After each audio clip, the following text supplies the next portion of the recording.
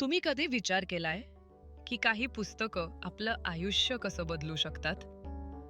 प्रत्येक पुस्तकात दडलेलं असतं एक नवं जग, एक नवं ज्ञान, एक नवा विचार.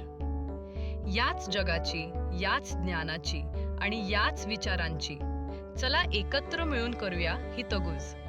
आपले स्वागत आहे हितगुज पुस्तकांशी या तुमच्या वाहिनीवर. हा व्हिडिओ ऐकताना तुमच्या मनात जे काही विचार उमटतील, जे काही जाणवेल, ते कॉमेंटमध्ये नक्की शेअर करा. कारण तुमचं मत फक्त तुमच्यासाठी नाही, ते इथे वाचणाऱ्या कुणा दुसऱ्यालाही प्रेरणा देऊ शकतं. आणि जर तुम्हाला वाटत असेल की हा व्हिडिओ तुमच्या एखाद्या मित्राला, घरच्याला किंवा ओळखीच्या व्यक्तीला उपयोगी ठरू शकतो, तर तो नक्की शेअर करा. कदाचित तुमच्यामुळे कुणाचा तरी विचार बदलू शकतो, कुणाचं मन थोडंसं हलकं होऊ शकतं. कधीकधी आपण आयुष्यात जास्त थकतो. कामामुळे नाही, लोकांमुळे नाही, परिस्थितीमुळेही नाही, तर स्वतःबद्दल ज्या गोष्टी आपण मानून बसलो आहोत त्यामुळे. आपण स्वतःबद्दल एक अदृश्य चौकट तयार केलेली असते. मी एवढाच आहे, माझ्याकडून ते होणार नाही, मी स्ट्रॉंग नाही, माझं बॅकग्राऊंड वेगळं आहे, माझं आयुष्यच असं आहे. आणि हळूहळू ही वाक्य फक्त विचार राहत नाहीत, ती आपली ओळख बनतात. आपण स्वतःलाच इतकं कन्व्हिन्स करून टाकतो की एक दिवस आपण स्वतःबद्दलचं खोटं खरं मानायला लागतो. आणि इथेच कांट हर्ट मी आपल्यासमोर आरसाच धरतो. हे पुस्तक कम्फर्ट देत नाही, हे पुस्तक सॉफ्ट मोटिवेशन देत नाही, हे पुस्तक तुम्हाला हळूच समजावून सांगत नाही. ते थेट विचारतं, तुम्हाला खरंच आयुष्य कठीण वाटतंय की तुम्ही कठीण गोष्टींपासून पळत आहात? हा प्रश्न सोपा नाही, कारण हा प्रश्न बाहेरच्या जगाला दोष देत नाही, तो सरळ आपल्याकडे पाहायला लावतो. आणि आपण बहुतेक वेळा याच गोष्टीपासून पळतो, स्वतःकडे खरं पाहण्यापासून. आपली खरी लढाई कुठे असते? आपण समजतो आपली लढाई बाहेर आहे, जॉब, पैसा, लोकांचं वागणं, परिस्थिती, अपयश. पण गॉगिन्स सांगतो, खरी लढाई बाहेरच्या जगाशी नसतेच, ती आपल्या डोक्यात चाललेली असते. आपण स्वतःशी कसं बोलतो, कशी कारणं देतो, कशावर हार मानतो, किती लवकर थांबतो, हेच ठरवतं आपण पुढे जाणार की तिथेच अडकून राहणार. आपण अनेकदा असं समजतो की आपल्याला अजून मोटिवेशन हवी आहे, पण कदाचित मोटिवेशनची नाही, ऑनेस्टीची गरज आहे. कारण मोटिवेशन काही वेळ टिकते, सत्य आयुष्य बदलतं. डेव्हिड गॉगिन्स सुरुवातीपासून स्ट्रॉंग नव्हता. बहुतेक लोक गॉगिन्सकडे बघतात आणि विचार करतात, हा वेगळाच माणूस आहे, ह्याच्यात काहीतरी स्पेशल आहे, हा जन्मापासून स्ट्रॉंग असेल. पण कांट हर्ट मी ह्यातलं सगळ्यात पॉवरफुल सत्य हेच आहे, तो सुरुवातीपासून स्ट्रॉंग नव्हता.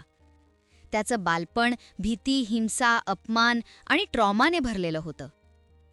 त्याने अब्यूज पाहिलं, असुरक्षितता पाहिली, अस्वस्थ घर पाहिलं, जातीय भेदभावही अनुभवला.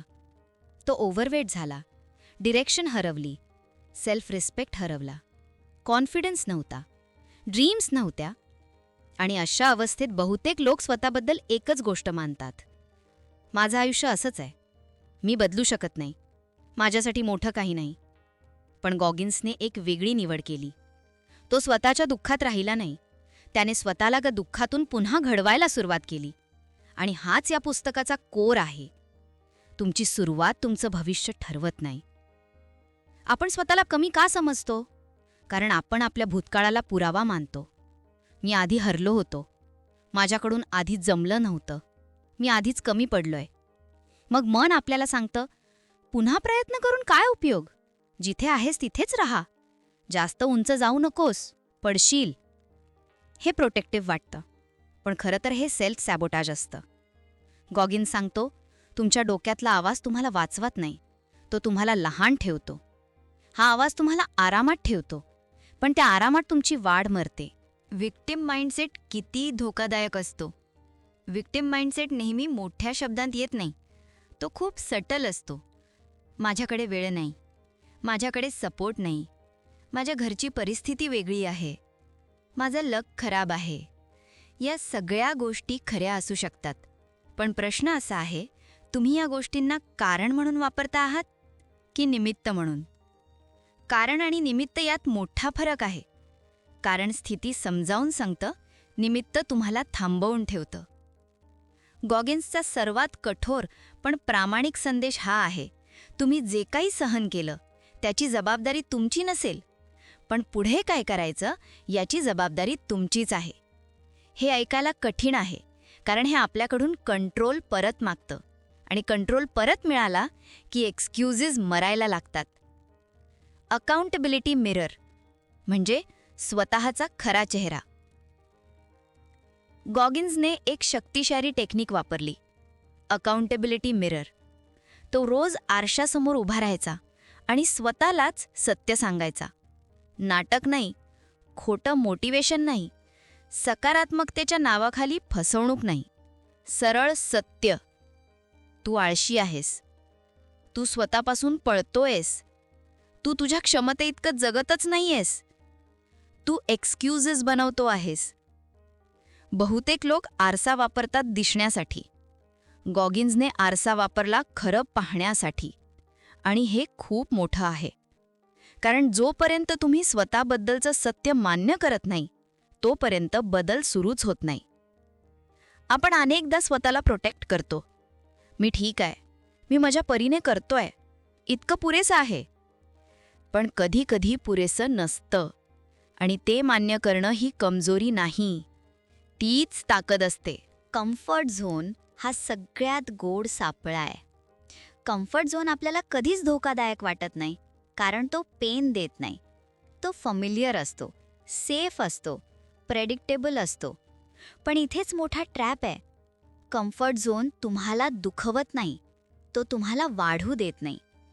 तुम्ही रोज त्याच गोष्टी करता, त्याच लिमिट्समध्ये राहता, त्याच प्रकारचं थिंकिंग करता, आणि मग म्हणता माझं आयुष्य बदलत नाही. बदलणार कसं? गॉगिन्स म्हणतो, तुम्ही स्वतःला कठीण परिस्थितीत टाकत नाही म्हणून तुम्हाला तुमच्यातलं बळ दिसतच नाही. आपण स्वतःला कधीच टेस्ट करत नाही म्हणून आपल्याला वाटतं आपण वीक आहोत. पण कदाचित आपण वीक नाही, आपण अनटेस्टेड आहोत. पेन टाळणं म्हणजे ग्रोथ टाळणं. हे पुस्तक एक खूप अनकम्फर्टेबल सत्य सांगतं. पेन ही समस्या नाही, पेन म्हणजे ग्रोथची किंमत आहे. आपण पेन आलं की समजतो हे माझ्यासाठी नाही, हे खूप अवघड आहे, मला थांबायला हवं. पण गॉगिन्स म्हणतो, जेव्हा तुमचं माइंड आणि बॉडी बस झालं म्हणतात, तेव्हा तुम्ही खरं तर संपत नाही, तिथून तुमची खरी कपॅसिटी सुरू होते. हे फिजिकली असू शकतं, मेंटली असू शकतं, इमोशनली असू शकतं. तुम्ही एखाद्या कठीण कॉन्व्हर्सेशनपासून पळता, एखाद्या डिसिप्लिन रूटीनपासून दूर राहता, एखाद्या अनकम्फर्टेबल ट्रूथपासून वळता, कारण त्या सगळ्यात पेन आहे. पण तिथेच तुमचं पुढचं व्हर्जन लपलेलं असतं. 40% रूल. आपण इतकं लवकर का थांबतो? गॉगिन्सची एक फेमस आयडिया आहे, 40% रूल. तो म्हणतो, जेव्हा तुम्हाला वाटतं आता माझ्याकडून होत नाही, आता मी संपलो, तेव्हा तुम्ही खरं तर फक्त 40% वर असता. बाकी खूप काही उरतं. पण माइंड तुम्हाला प्रोटेक्ट करायला लगेच सिग्नल देतं, थांब, पुरे झालं, यापुढे धोका आहे. आणि आपण तो सिग्नल ताबडतोब मान्य करतो. पण प्रत्येक सिग्नल सत्य नसतो. काही सिग्नल तुम्हाला वाचवतात, काही सिग्नल तुम्हाला लहान ठेवतात. आणि यात फरक ओळखणं हीच मेंटल टफनेसची सुरुवात आहे. मेंटल टफनेस म्हणजे नेमकं काय? मेंटल टफनेस म्हणजे भावना नसणं नाही, रडू न येणं नाही, कठोर होणं नाही, दुसऱ्यांना कमी समजणं नाही. मेंटल टफनेस म्हणजे अनकम्फर्टेबल सत्याकडून न पळणं, डिसिप्लिन निवडणं, रिपीटेड फेलियर असूनही परत उभं राहणं, स्वतःबद्दलची दया कमी करून जबाबदारी वाढवणं. हे पुस्तक तुम्हाला मशीन बनवायला सांगत नाही.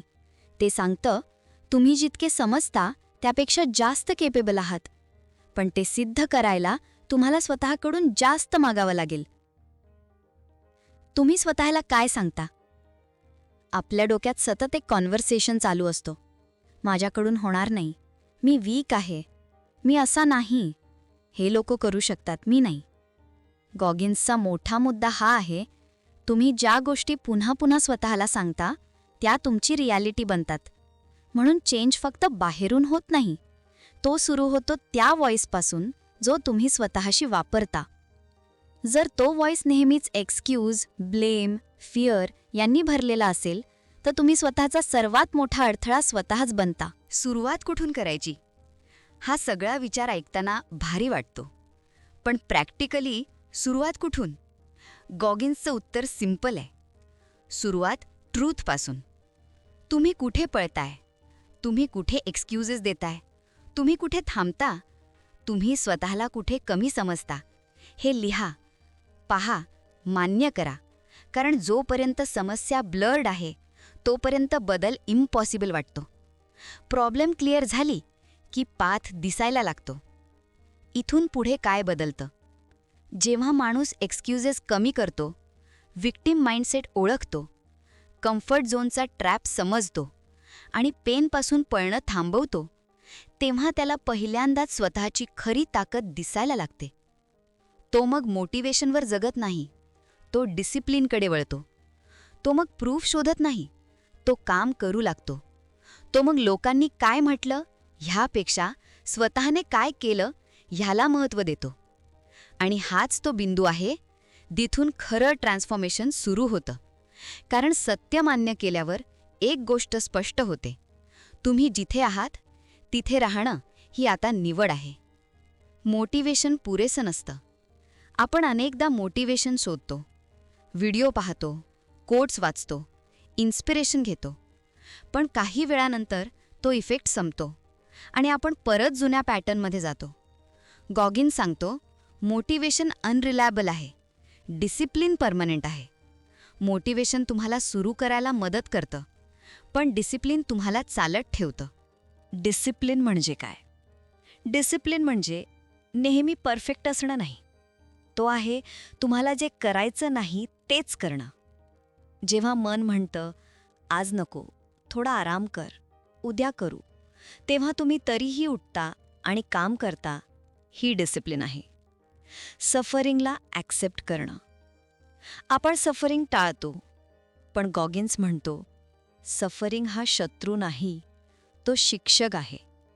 जेव्हा तुम्ही स्वतःला कठीण परिस्थितीत टाकता, तुम्हाला तुमच्यातलं खरं स्ट्रेंथ दिसतं. तुम्ही शिकता, तुम्ही किती सहन करू शकता, तुम्ही किती पुढे जाऊ शकता, तुम्ही किती वेळ टिकू शकता. आणि हळूहळू तुमची मर्यादा बदलायला लागते. Callousing the mind. जसं शरीरावर कॅलस तयार होतो तसंच मनावरही होतो. Repeated pain, repeated effort, repeated discomfort हे सगळं मनाला मजबूत करतं. पहिल्यांदा कठीण वाटतं, दुसऱ्यांदा थोडं सोपं, तिसऱ्यांदा तुम्ही त्यात कम्फर्टेबल होता. गॉगिन्स यालाच म्हणतो callousing the mind. Cookie jar technique. गॉगिन्सची एक पॉवरफुल टेक्निक, कुकी जार. तो म्हणतो, तुमच्या आयुष्यात जेव्हा जेव्हा तुम्ही कठीण काही केलं आहे ते मोमेंट्स जपून ठेवा. जेव्हा तुम्हाला वाटतं मी करू शकत नाही, तेव्हा त्या आठवणी बाहेर काढा. मी आधी केलंय, मी आधी सर्वाईव्ह केलंय, मी आधी जिंकलोय. ही आठवण तुम्हाला पुन्हा उभं करते. Mind games. आपलं माइंड आपल्याशी खेळतं. ते आपल्याला सेफ ठेवायचा प्रयत्न करतं. थांब, धोकादायक आहे, तू नाही करू शकत. पण गॉगिन्स सांगतो, तुम्हाला माइंडला ट्रेन करावं लागतं. तुम्ही त्याचं ऐकणार की त्याला कंट्रोल करणार, हा निर्णय तुमचाच आहे. कंपॅरिझन सोडणं. आपण अनेकदा इतरांशी तुलना करतो. तो किती पुढे गेला, मी किती मागे आहे, त्याचं आयुष्य बेटर आहे. पण गॉगिन्स सांगतो, तुमची लढाई इतरांशी नाही, ती तुमच्या जुन्या व्हर्जनशी आहे. कालचा तुम्ही आजच्या तुम्हापेक्षा वीक असावा हीच प्रोग्रेस आहे. Long term consistency. एक दिवस काहीतरी केल्याने आयुष्य बदलत नाही, पण रोज थोडं थोडं करणं हे आयुष्य बदलतं. गॉगिन्सचा अप्रोच एक्स्ट्रीम वाटतो, पण कोर आयडिया सिंपल आहे. कन्सिस्टन्सीपेक्षा जास्त इंटेन्सिटी. तुम्ही रोज थोडं अनकम्फर्टेबल झालात तर तुम्ही बदलणारच. तुमचं एन्व्हायरमेंट बदलणं. कधीकधी तुम्हाला स्वतःला बदलायचं असतं, पण एन्व्हायरमेंट तुम्हाला परत खाली खेचतं. लोक, सवयी, रुटीन. गॉगिन्स सांगतो, तुम्हाला एन्व्हायरमेंटपेक्षा स्ट्रॉंग व्हावं लागेल किंवा एन्व्हायरमेंट बदलावं लागेल. एक्सक्यूजेस कायम राहतात. एक गोष्ट लक्षात ठेवा, एक्सक्यूजेस कधीच संपत नाहीत. आज एक कारण असेल, उद्या दुसरं असेल. जर तुम्ही परफेक्ट मोमेंटची वाट पाहत बसलात, तो कधीच येणार नाही. तुम्ही स्वतःला काय सिद्ध करणार? लोकांना प्रूव्ह करणं इझी आहे. सोशल मीडियावर इमेज बनवणं इझी आहे. पण स्वतःला प्रामाणिकपणे प्रूव्ह करणं हे कठीण आहे. गॉगिन्स सांगतो, don't prove to others, prove to yourself. जेव्हा तुम्ही एक्सक्यूजेस कमी करता, डिसिप्लिन वाढवता, सफरिंग ॲक्सेप्ट करता, कन्सिस्टन्सी ठेवता, तेव्हा तुम्ही हळूहळू बदलत नाही. तुम्ही पूर्णपणे वेगळे होता. कांट हर्ट मी तुम्हाला कम्फर्ट देत नाही, ते तुम्हाला चॅलेंज देतं. ते सांगतं तुमचं आयुष्य तुमच्याच हातात आहे. तुमचं पास्ट काहीही असो, तुमच्याकडे रिसोर्सेस असोत किंवा नसोत, तुमच्याकडे निवड आहे. तुम्ही एक्सक्यूजेस निवडू शकता किंवा एफर्ट. तुम्ही कम्फर्ट निवडू शकता किंवा ग्रोथ. आणि जेव्हा तुम्ही ग्रोथ निवडता, तेव्हा कोणीही तुम्हाला थांबवू शकत नाही.